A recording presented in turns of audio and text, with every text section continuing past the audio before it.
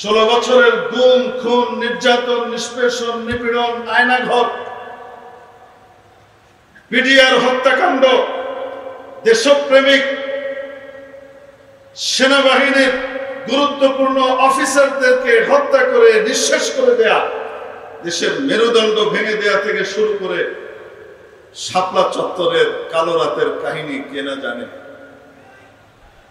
ছাত্র এবং ছাত্রীদের যে আন্দোলন হয়েছিল নিরাপদ সড়ক আন্দোলন, সেই সড়ক আন্দোলনকে বন্ধ করবার জন্য জাতির মৌলিক চাহিদা নিরাপত্তার দাবিকে মুখের ভিতরে কালো কাপড় দিয়ে চেপে বন্ধ করে দেবার জন্য লেলিয়ে দেয়া হয়েছিল গুন্ডা বাহিনীকে। ছোট্ট ছোট্ট কচি কচি মেয়েদেরকে ধরে ধরে নিয়ে ধর্ষণ করে বাবা মাকে ভয় দেখানো হয়েছিল। এত তাড়াতাড়ি বাঙালি জাতি ভুলে যায় না।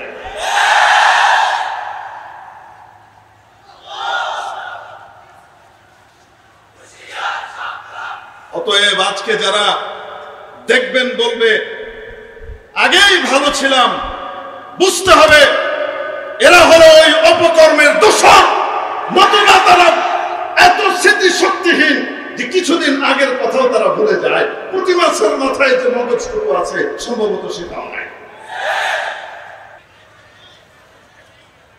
মুআজ্জাজ হাজিরিন, আল্লাহ তাবারাক ওয়া তাআলা ছাড় দেন, ছেড়ে দেন না। এই সেই মাঠ, এই সেই সংস্থা, যে সংস্থার উদ্যোগে এই মাঠে এই এলাকাতে মাত্র 1 বছর আগে আলোচনার ঘোষণা ছিল। কত রকমের বিধিনিষেধ, অমুক আসতে পারবে তো তমুক আসতে পারবে না, এই কথা বলা যাবে, ওই কথা বলা যাবে না।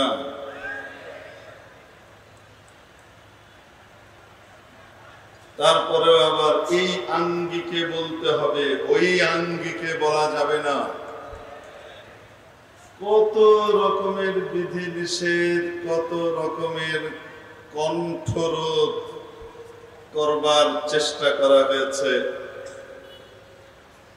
হামলা চালিয়ে, মামলা দিয়ে, জেল জুলুমের শিকার করেও সত্যের কণ্ঠকে স্তব্ধ করা যায় না। যারা স্তব্ধ করতে চেয়েছিল তারা স্তব্ধ হয়ে গেছে। যারা বাধা দেওয়ার জন্য হুমকি দিত তাদেরকে আজ খুঁজেও পাওয়া যাচ্ছে না। 16 বছরের লুটপাট লুণ্ঠনের ফলাফল মাত্র 2টা সুটকেস। 2টা সুটকেসের বেশি নেওয়ার অনুমতি হয় নাই। হেলিকপ্টার উঠতে পারবে না। বুঝেন নাই মনে? 16 বছর ধরে কামাই করে লুটপাট করে জনতার যা কিছু আছে সবকিছু চুষে নেবার পরেও নেবার কোনো কিছু সাথে নাই। সাথে নিয়ে বাহিরে যাবে সেই যাওয়ার সুযোগটা নাই। খাবার তৈরি করা হয়েছে, সেই খাবার যথাযথভাবে তৈরি হয়ে পড়ে আছে। সেই খাবার খেয়ে চেখে যাবারও সুযোগ দেওয়া হয় নাই। রান্না করা খাবার কার জন্য রান্না করা হলো? যার জন্য রান্না করা হলো, যাকে কেন্দ্র করে এত কিছু তৈরি করা হলো, তিনি কিন্তু দিনের আলোতেই উড়াল দিয়ে পেছন দিয়ে পগার পার, আর সেই খাবার খেলো ছাত্র জনতা। তবে আফসোসের বিষয় হলো ইতিহাস থেকে কেউ শিক্ষা নিতে চায় না। আমরা পরিষ্কার করে বলে দিতে চাই, এই বাঙালি জাতি দমে থাকার জাতি নয়। তাদেরকে চাপ দিয়ে দমিয়ে রাখা যাবে তা কিন্তু নয়। অতএব কাছের পরাশক্তিকে যারা তুচ্ছ করে লাথি মেরে বের করে দিতে পারে, তাদের সামনে আবার ট্রান্সজেন্ডার, সমকামিতা ইত্যাদি অপকর্মকে যদি এদেশে আনয়ন করবার চেষ্টা করা হয়, তাদের সামনে আটলান্টিকের ওই পারের পরাশক্তিকেও লাথি মেরে দূর করতে 1 মিনিটও সময় লাগবে না ইনশাআল্লাহ। অতএব এই বাহানায় ওই বাহানায় কোন বিজাতীয় কালচারকে আমাদের এই বাঙালি মুসলিম জাতির উপরে চাপিয়ে দেওয়া যাবে না। যারা দেবে তারা সতর্ক হয়ে নেন। ষড়যন্ত্র যাই করেন, তলে তলে আঁতাত যাই করেন, যেটাই করেন না কেন, আল্লাহ তাআলা বলেন আমার বিরুদ্ধে যত কিছুই পাকাও, ওয়া আকিদু কাইদা, আমারও একটা প্ল্যান আছে। ইন্নাহুম ইয়াকিদুনা কাইদা, ওরা চক্রান্ত করে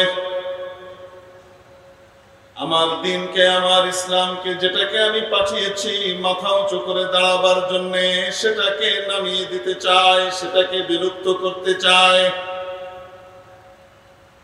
যারা করতে চায়, যারা চক্রান্ত করে, আল্লাহ বলেন ওয়া আকিদু কাইদা, ওদের এই চক্রান্তটা আমার মাস্টার প্ল্যানের অংশ। ওরা মনে করছে ওরা জিতে যাবে, তা নয়, আমি তো ছাড় দিই, ছেড়ে দিই না। ওয়া মাকারু ওয়া মাকারাল্লাহ ওয়াল্লাহু খায়রুল মাকিরিন। 20 বছর পর্যন্ত নিষ্পেষিত করেছে, নির্যাতিত করেছে, কিন্তু 2021-এ আফগানিস্তান থেকে মোল্লাদের হাতেই পাপকারি গুটাতে হয়েছে। ঠিক ঠিক।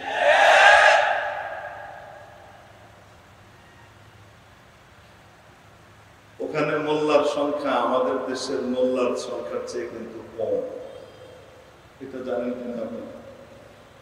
ওই দেশে মোল্লার পরিমাণ এবং সংখ্যা আমাদের দেশের মোল্লার পরিমাণের চাইতে কিন্তু কম।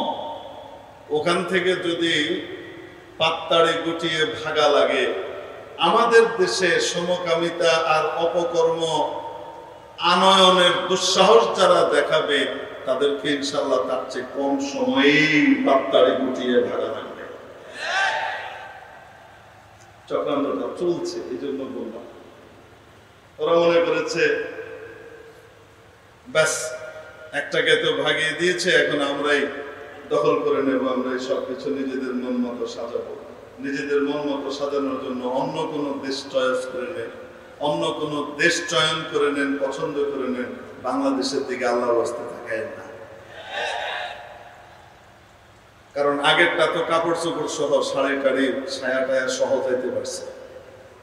সামনের যেটাকে ধরা হবে ওটা প্যান্ট জাঙ্গিয়ে কোনোটা রাখা হবে না, ওটা আগেই চলে যাবে। ঠিক ঠিক। এই জন্য আল্লাহর রাস্তায় একটু সাবধান থাকা দরকার। মেরে মুহতারাম দোস্ত,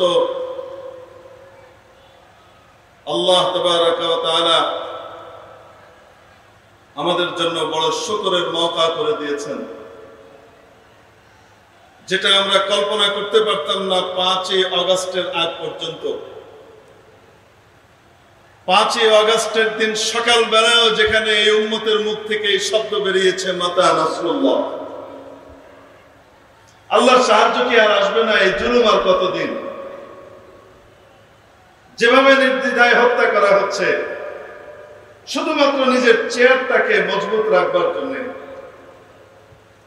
আফসোস লাগে আজকে এখনো পর্যন্ত 3-4 মাস অতিক্রান্ত হয়নি, আমাদের অনেকেই আগেকার ইতিহাসগুলোকে বেমালুম ভুলে যাচ্ছে এবং ভুলিয়ে দেবার চেষ্টা করছে।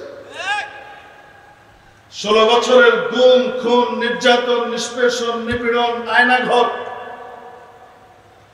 বিডিআর হত্যাকাণ্ড, দেশপ্রেমিক সেনাবাহিনীর গুরুত্বপূর্ণ অফিসারদেরকে হত্যা করে নিঃশেষ করে দেয়া, দেশের মেরুদণ্ড ভেঙে দেয়া থেকে শুরু করে শাপলা চত্বরের কালো রাতের কাহিনী কে না জানে।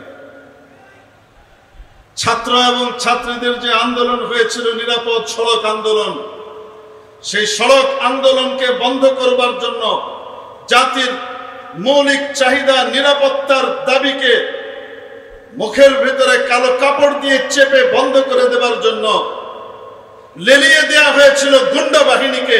ছোট্ট ছোট্ট কচি কচি মেয়েদেরকে ধরে ধরে নিয়ে ধর্ষণ করে বাবা মাকে ভয় দেখানো হয়েছিল। এত তাড়াতাড়ি বাঙালি জাতি ভুলে যায় না।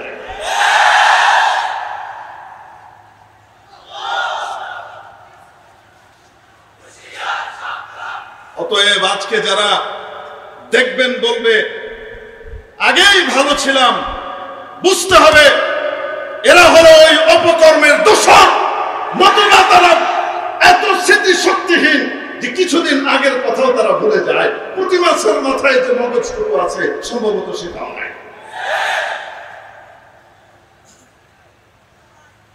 মেরে মোহতারাম দোস্ত, একের পর এক নির্যাতন আর নিপীড়ন মাত্র 15-16 দিনের মধ্যে, মাত্র 15-20 দিনের মধ্যে 1,500-এর উপর মানুষকে হত্যা করা, 17-18 হাজার মানুষকে আহত করে হসপিটালের বেডে পাঠিয়ে দেওয়া, কত বড় নির্মম নির্যাতন ছিল যারা চোখের সামনে দেখেনি তারা কল্পনাও করতে পারবে। হাদিস শরীফের ভাষ্য হলো এই, যারা অতীত ভুলে যায় তারা কোনোদিন সামনে এগোতে পারে না। যারা অতীত ভুলে যায় তারা কোনোদিন মাথা উঁচু করে দাঁড়াতে পারে না, তারা সাকসেসফুল হতে পারে না, সফল হতে পারে না। হাদিস শরীফে এক ঘটনা এসেছে, আপনারা জানেন। আল্লাহ রাব্বুল আলামিন একজন ফেরেশতাকে পাঠালেন বনে ইসরায়েলের 3 জন ব্যক্তির কাছে। একজন ব্যক্তি ছিল ধবল রোগী, গায়ে শ্বেত রোগ ছিল, চামড়ার কিছু অংশ সাদা, কিছু অংশ আমাদের বাংলাদেশিদের মতো স্বাভাবিক, মানে কিছু ইংরেজ কিছু বাঙালি, আধা ইংরেজ আধা বাঙালি। এই শ্বেতি রোগী দেখতে ভালো লাগে, বলেন না কেন? অতএব মুসলমানও কিন্তু আধা মুসলিম আধা কাফের, আধা মুসলিম আধা মুনাফিক এই ধরনের হলে চলবে না। পরিপূর্ণ 100 মুসলমান হওয়া লাগবে। ঠিক আছে? ইয়া আইয়ুহাল্লাযীনা আমানু দুখুলু ফিস-সিলমি কাফা, ও ঈমানদাররা পরিপূর্ণভাবে ইসলামের মধ্যে দাখিল হও। 10%, 20%, 30%, 40%, 70%, 80% দাখিল হলাম, বাকিটুকু হলাম না তা নয়। কারণ যতটুকু আমি ইসলামের মধ্যে ঢুকবো না অতটুকু হবে শয়তানের অনুসরণ। ওয়ালা তাত্তাবিউ খুতুওয়াতিশ শাইতান, শয়তানের পদাঙ্ক অনুসরণ করো না। ইন্নাহু লাকুম আদুউম মুবিন, নিশ্চয়ই শয়তান তোমাদের জন্য প্রকাশ্য শত্রু। মেরে মুহতারাম দোস্ত, বলছিলাম ওই কিছু অংশ সাদা কিছু অংশ দেখতে খারাপ লাগে না। আবার শ্বেতি রোগীর ভিতরেও পার্থক্য আছে। কিছু শ্বেতি রোগী আছে শুধু সাদা রং, আর কিছু আছে ওর ভিতরেও আবার ঘা থাকে, এই টাইপের। এক লোক, আরেক লোক ছিল টেকো। টেকো মানে স্বাভাবিকভাবে মাথার যে চুল পড়ে যায় বয়সের কারণে বা জেনেটিক কারণে, সেই টেকো না। স্বাভাবিকভাবে যাদের চুল পড়ে তাদের চুল সামনের অংশে বা মাঝখানের তালুতে বা এই অংশটায় পড়ে যায়, ঠিক কিনা? চারিদিকে থাকে।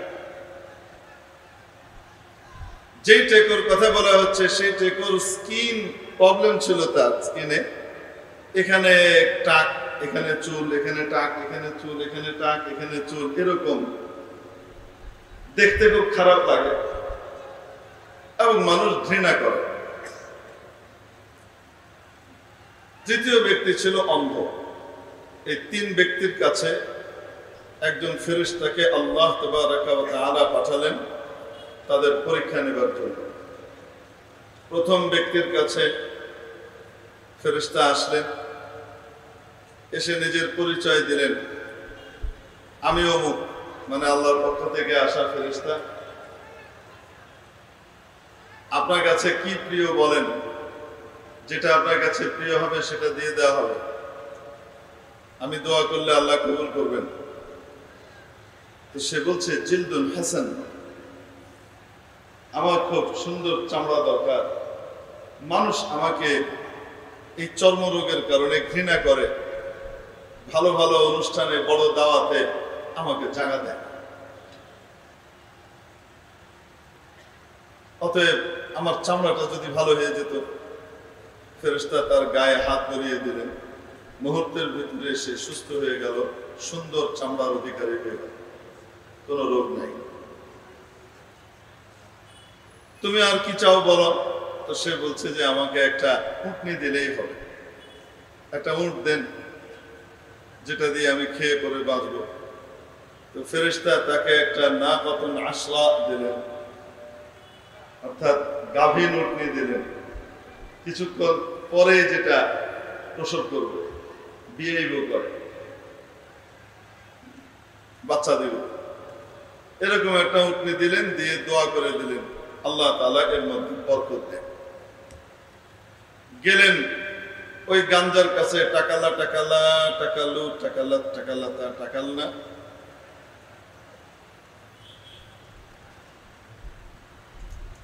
এই সরফে কবিরের কাছে গেছেন, টাকনিয়ার কাছে। ঠিক ওর কথা আপনাদের মনে আছে? আপনাদের মনে আছে? ইসলাম নিয়ে, মৌলবি নিয়ে বহুত রকমের বড় বড় কথাবার্তা বলছিল, তারপরে কি জানি হয়ে গেছিল, মনে আছে? না থাকলে নাই, থাকলে বালা, না থাকলে আরো বালা। উদ্দেশ্য মুরাদে পারবে। তো ওই টেকর কাছে যাওয়ার পরে যখন ফেরেশতা জানতে চাইলেন কি প্রিয়, তো ফেরেশতা বলছে, ওই লোক বলে শাহরুন হাসান, আমার খুব সুন্দর চুল হলে, আমার যে মাথার অবস্থা, মানুষ দেখে ঘৃণা করে, বিভিন্ন ভাবে বিভিন্ন শব্দ দিয়ে কটাক্ষ করে, খারাপ লাগে খুব, আমার চুল হলে খুব ভালো হয়। ফেরেশতা মাথায় হাত বলিয়ে দিলেন, সাথে সাথে একদম গোটা মাথা ভর্তি ঝাঁকড়া চুল হয়ে গেল, খুব সুন্দর চুল। কি চাও? এ চাইলো গরু। তো একটা গাভীন গরু দিয়ে বরকতের দোয়া করে দিলেন, আল্লাহ তাআলা বরকত দেন। তৃতীয় ব্যক্তি অন্ধের কাছে গেলেন, কি পছন্দ, কি চাও?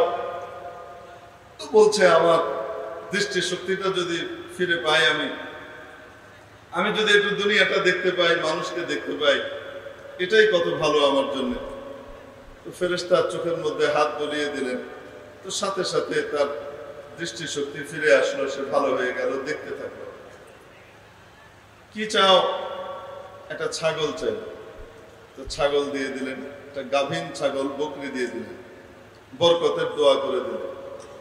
হাদিস শরীফের মধ্যে আসে, কয়েক বছর পার হলো, বেশ কিছু সময় পার হলো, এর ভিতরে এই উটওয়ালার, এই উটনির মধ্যে এত বরকত হলো, তার বাচ্চা, তার বাচ্চা, তার বাচ্চা, নাতিপুতি, এইভাবে বাড়তে বাড়তে বাড়তে বাড়তে এক বিশাল প্রান্তর ভরা উট হয়ে গেল তার। এই উটের পাল, হাজার হাজার উট তার একা। গরুওয়ালার গরু দিয়ে বিশাল প্রান্তর ভরে গেল, ছাগলওয়ালার ছাগল দিয়ে বিশাল প্রান্তর ভরে গেল। এবার আল্লাহ তাবারাক ওয়া তাআলা ওই ফেরেশতাকে আবার পাঠালেন ভিন্ন রূপে। আগে এসেছিল দাতা রূপে, এবার এসেছে গ্রহিতা রূপে। আগে এসেছিল ধনীর বেশে, এবার এসেছে ফকিরের বেশে। এসে বলছে, ওই প্রথম উটওয়ালার কাছে গেল, যে বলছে যে আমি একজন মুসাফির, গরিব, ইনকাতাআত বিয়া হিবালি, আমার বাড়ি পর্যন্ত যাওয়ার যে মাধ্যম আছে সব বিচ্ছিন্ন হয়ে গেছে, কোনো কিছু আমার কাছে নাই। আমার বাড়ি পর্যন্ত যাওয়ার একমাত্র সহায় হলেন আল্লাহ, আর আল্লাহর পরে দুনিয়াতে তুমি। তো আমাকে যদি আপনি একটা উটনি দেন, একটা উট দেন, তাহলে এই উটটা দিয়ে আমি আমার বাড়িতে পৌঁছে যেতে পারি। আচ্ছা, ফেরেশতা কি কোনোটাই মিথ্যা কথা বলেছে? উনি বলেছেন আমার বাড়ি অনেক দূর। তো খুবই স্বাভাবিক, আসমান থেকে আসছে, তার বাড়ি দূর না তো কি কাছে নাকি? আর আমার কাছে কিছু নাই, এটাও তো সত্য। দুনিয়ার টাকা পয়সা তো কিছুই তার কাছে নাই। আর পরীক্ষার জন্য আল্লাহ তাআলা যেহেতু পাঠাইছেন, তো যা যা বলার আদেশ সেটা তো বলবেই সে।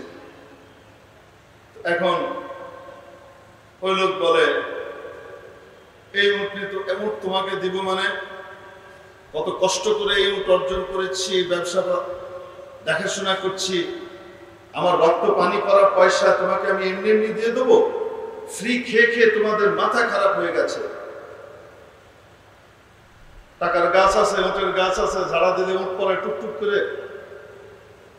ফুড ফর ওয়ার্ক, যাও কাজের বিনিময়ে খাদ্য খেটে খাও। এখন ফেরেশতা বলছেন, আচ্ছা আপনি না এরকম চর্মরোগী ছিলেন, আপনার গায়ের ভিতরে চামড়া কেমন কেমন ছিল, ধবল রোগী ছিলেন আপনি, আর একবারে ফকির গরিব ছিলেন, মানুষ আপনাকে তুচ্ছ-তাচ্ছিল্য করতো, কেউ আপনাকে পাত্তা দিত না, ভালো জায়গায় দাওয়াত দিত না। তারপরে কয়েক বছর আগের কথা, আল্লাহ তাআলা একজন ফেরেশতা পাঠালেন, তিনি এসে হাত মুছে দিলেন, চামড়া সুন্দর হয়ে গেল, একটা উটনি দিলেন, বরকতের দোয়া করলেন। তারপরে ওটা দিয়ে আপনার এত বিশাল পরিমাণ উটনির পাল হয়ে গেল, উটের পাল হলো। আপনি কি ওই দিনটা ভুলে গেছেন, অতীতের ওই কথাটা? মানে যা যা ঘটেছিল ফেরেশতা একদম পুঙ্খানুপুঙ্খ সেই বর্ণনা বিবরণ দিয়েছে। এখন সে বলে, কোন কালে আবার আমার চর্মরোগ ছিল? আমি তো জন্মগতভাবে এরকম সুশ্রী, এরকম সুন্দর, আমাকে দেখে মানুষ হিংসে করে, এত সুন্দর আমি। আর তুমি কিসের উটের পালের টালের কথা বলছো যে কোন আল্লাহ নাকি দিয়েছেন? মিস্টার কারণ যা কিছু তাই করে। আমি আমার নিজস্ব যোগ্যতা এগুলো অর্জন করেছি। আর শুধুমাত্র আমার না, আমার তো 14 পুরুষ থেকে আমি এই উটের ব্যবসা করে আসছি। তারা এই উটের বড় ব্যাপারে ছিলেন, পাইকার ছিলেন। আমি তো সেখান থেকে ধনী। আমি কি এই যুগের ধনী নাকি? আর তুমি যে যে চাইতেছো, তোমার চেহারা আমি আর দেখতে চাই না, এই মুহূর্তে এখান থেকে বেরো, চোখ।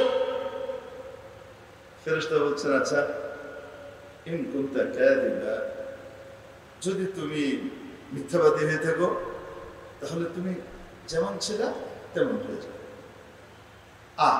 বলতে দিন, আবার সাথে সাথে গায়ের ভিতরে সেই সেটি চলে আসলো, আধা ইংরেজ আধা বাঙালি হয়ে গেল মুহূর্তের ভিতরে। আর উটের পাল এগুলাও এক রাতের মোড়কে সব মেরে শেষ। আল্লাহ পারেন না মনে হয় হাজার হাজার উটকে একদিনে মেরে ফেলতে? পারেন না আল্লাহ তাআলা? করোনা এসে আমাদেরকে দেখায় নাই একদিনে কত হাজার হাজার মানুষকে শেষ করে দেওয়া যায়? আল্লাহ দেখেন নাই মনে হয়, কি বলেন আপনারা? মানুষের ক্ষেত্রে যদি হয় তো, পশুর ক্ষেত্রে আল্লাহ পারেন না? সব শেষ হয়ে গেল, সেই কাল্লনের দরজায় চলে গেল। এবার গেলেন ওই গরুওয়ালার কাছে, ওই একই রকমের কথা বললেন। গরুওয়ালাও সেই উটওয়ালার মতোই বিহেভিয়ার করল, একই রকম উত্তর দিল। ফেরেশতাও তাকে সেই একই কথা বললেন, যদি তুমি মিথ্যাবাদী হয়ে থাকো তুমি যেমন ছিলে তেমন হয়ে যাও। বলতে দেরি, মাথার ভিতরে আবার সেই টাক চলে আসলো, সেই রোগ চলে আসলো, আর তার গরুগুলাও এক রাতের ভিতরে সব মরে শেষ হয়ে গেল। এবার গেলেন কার কাছে? সে অন্ধের কাছে। অন্ধের কাছে যে সেই একই কথা বললেন যে আমি একজন মুসাফির গরিব, আমার বাড়ি অনেক দূর, যদি আপনি আমাকে একটু সাহায্য করতেন, একটা ছাগল দিতেন, তাহলে আমি আমার বাড়ি পর্যন্ত পৌঁছে যেতে পারতাম। অন্ধ বলেন, অন্ধ এখন না, সাবেক অন্ধ। এই সাবেক অন্ধ বর্তমানে চাক্ষুষ্মান। উনি বলছেন, ভাই একটা ছাগল কেন? আরে আপনি জানেন আমি কি ছিলাম? এই সমস্ত ছাগল কি আমার ছিল? এগুলো কিছুই ছিল না। আমি কি ছিলাম? আরে আমি এক গরিব মানুষ ছিলাম, চোখেও দেখতাম না। সাদা কালো লাল নীল, সূর্যের আলো চাঁদের আলো, এগুলোর ভিতরে পার্থক্য। আর আল্লাহ কত কিছু বানিয়েছেন, এই সব কিছুর আলাদা আলাদা যে দৃশ্য, আর মঞ্জর কোনোটাই আমি দেখতে পেতাম না। একদিন এক ফেরেশতা আসলেন, সেই ফেরেশতা মানুষের বেশে আসলেন, এসে আমাকে বললেন, আমি তখন এই চোখের জন্য দোয়া চাইলাম, উনি আমার চোখের ভিতরে কি করলেন, হাত বলিয়ে দিলেন, দেওয়ার সাথে সাথে আমি দেখা শুরু করলাম। তারপর উনি আমাকে একটা ছাগল দিলেন, দিয়ে আমার জন্য বরকতের দোয়া করলেন। আর এই ছাগল ভিতরে আল্লাহ এত বরকত দিলেন, এই যে দেখেন মাঠের পর মাঠ, হাজার হাজার লক্ষ লক্ষ ছাগল তো সব আল্লাহ দিয়েছেন। তো যেই আল্লাহ আমাকে এত ছাগল দিয়েছেন, যে আল্লাহ আমাকে দেখার ক্ষমতা দিয়েছেন, তার নামে আপনি আমার কাছে চাচ্ছেন আর আমি আপনাকে দিব না, তা হয়? একটা কেন, আপনার যে কয়টা ছাগল লাগে আপনি নিয়ে যান। আপনার যদি সবগুলো লাগে তো সব নিয়ে যান। যে আল্লাহ একবার দিয়েছে আবার দিতে পারে, আপনি নিয়ে যান। ফেরেশতা হেসে দিয়েছেন, হেসে বলছেন, আপনার দুই সাথী ফেল মেরেছে। এক হুজুর কইছিল ডাব্বা খাইছে, আপনার দুই ছেলে ডাব্বা মারছে, ফেল মেরেছে, গোল্লা খেয়েছে, আর আপনি পাস করেছেন। তারা তাদের অতীত ভুলে গিয়েছিল। অতীত ভুলে যাওয়ার কারণে আল্লাহ তাদেরকে আগের পরিণতিতে আবার ফিরিয়ে দিয়েছেন, আগের অবস্থায় ফিরিয়ে দিয়েছেন। তাদের সব শেষ হয়ে গেছে, আর আপনি শুকর আদায় করেছেন, আপনি আপনার অতীত মনে রেখেছেন, আল্লাহ তাআলার দান, দয়া, দাক্ষিণ্যের কথা আপনি মনে রেখেছেন। এজন্য আল্লাহ তাবারাকা ওয়া তাআলা আপনার এই সব কিছু বহাল রাখলেন। আমার ছাগল লাগবে না, আমি দোয়া করে যাচ্ছি উত্তর উত্তর বৃদ্ধি পাক। আর এই ছাগলওয়ালার ছাগল বহাল থাকলো, আগের সবার সব ধ্বংস হয়ে গেল। কেন? আগের দুইজন অতীত ভুলে গিয়েছিল, আর তৃতীয় জন অতীত ভুলে নাই, অতীতকে মাথায় রেখেছিল। প্রিয় উপস্থিতি, কলা গাছে থাকে কয় মাস? কলা গাছে থাকে কয় মাস? আসতে বলেন, কয় মাস? 6 মাসের মতো থাকে, পাকে। বলেন না কেন? পাকার সময় যখন হয় তখন গাছ থেকে ছড়ি কেটে নিচে নামিয়ে রাখা হয়, 7 দিনে পেকে যায়। ঠিক ঠিক না? এখন গাছ থেকে কলা নামিয়ে এনে যখন নাকি ঘরে রাখলাম, এতদিন পাকে নাই, পাকছে কখন? ঘরে রাখার পরে। ঘরে রাখার পরে যেহেতু পাকছে, তাহলে এই কলার পুরা অবদান ঘরে, গাছের কোনো অবদান নাই। যে 6 মাস ধরে লটকায় রাখছিল তার কোনো অবদান নাই। কি বলেন আপনারা? আসতে বলেন না কেন? আছে। প্রিয় উপস্থিতি, এই দেশে সকলকে নির্যাতনের মুখোমুখি হতে হয়েছে, কিন্তু এই দেশকে স্বাধীন করবার জন্য, নব্য স্বৈরাচারের কবল থেকে এই দেশকে, এই 16 বছরের নির্যাতন থেকে স্বাধীন করবার জন্য সবচেয়ে বেশি অবদান ছিল, সবচেয়ে বেশি কষ্টের মুখোমুখি হতে হয়েছে দাড়ি টুপিওয়ালাদেরকে, আলেম ওলামাকে, তালেবুল ইলমকে। ঠিক ঠিক? তাদের কোনো রাজনৈতিক কারণ ছাড়া এই আলেম ওলামারা ক্ষমতায় চলে যাবে এমন কিছু ছিল না।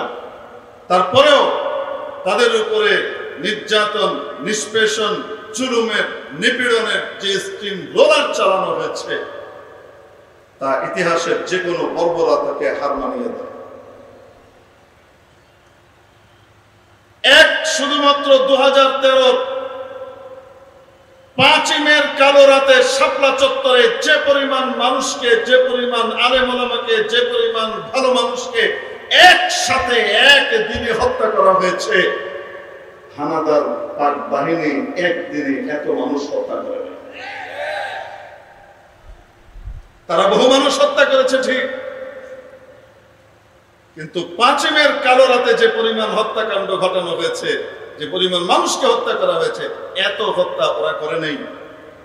এই কোরবানি গুলা আলেম ওলামার স্বাধীনতা পাবার জন্য আছে না নাই? এরপরে জুলুম, নির্যাতন এবং কারাবরণ থেকে শুরু করে যা কিছু আছে, এই সব কিছু তো তাদের উপর দিয়ে গিয়েছে। গাছে ছিল কলা 6 মাস, 16 বছর। আলহামদুলিল্লাহ, এটা 18-20 দিনে এই আন্দোলন যে 18-20 দিনে পাকলো, কলাটা পাকলো, শুধু এই 20 দিনের ফসল না আগেকার 1000 দিনের কোরবানি এর পিছনে আছে? শুধু কি এই 20 দিনে এটা হয়ে গেছে না আগেও আছে? আমাদের চোখের দেখা রে বাবা। আলেম ওলামাদেরকে, এত পরিমাণ আলেম ওলামাকে, ভালো ভালো আলেমকে একসাথে জেলখানার ভিতরে ভরে দেওয়া এত অল্প সময়ে, এটা আমাদের বাংলাদেশের ইতিহাসে নাই। এই ওলামা ইকরামের চোখের পানি,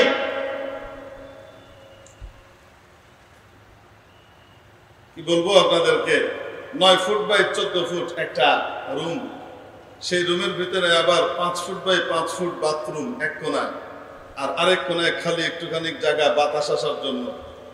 আর এই ছোট্ট জায়গাটার ভিতরে 4জন 5জন যখন যাকে যেভাবে পেরেছে সেখানে ঠুসেছে, ভরেছে।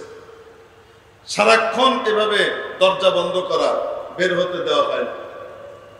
ফাঁসির আসামি যারা ছিলেন তারাও তাদের রুম থেকে বের হয়ে বারান্দা থেকে বের হয়ে তাদের কম্পাউন্ডের ভিতরে, বিল্ডিং এর কম্পাউন্ডের ভিতরে হাঁটা চলা করতে পারতেন। অন্যান্য কয়েদিরা তো গোটা জেলখানা ব্যাপী হাঁটা চলা করতে পারতেন, সাধারণ কয়েদি যারা। কিন্তু ফাঁসির আসামি যারা, তাদেরও তাদের বিল্ডিং এর ভিতরে হাঁটা চলার সুযোগ ছিল। আমাদের পুরা জেলখানা তো বহুত পরের কথা।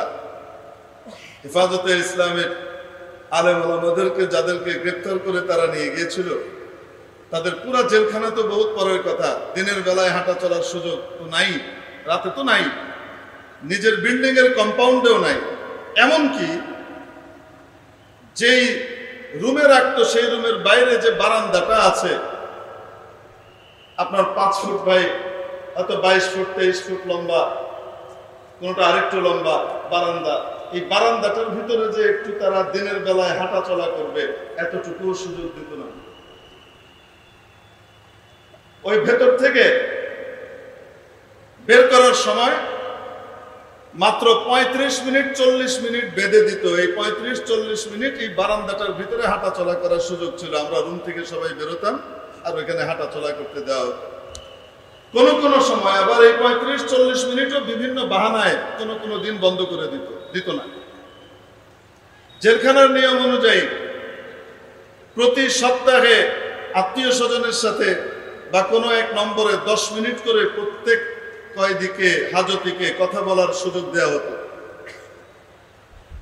শুধুমাত্র হেফাজতের যারা কর্মী ছিলেন তাদের কাউকে, যতদিন তারা জেলখানায় ছিলেন ততদিন একটাবারও বাইরে কথা বলার সুযোগ দেওয়া হয়নি।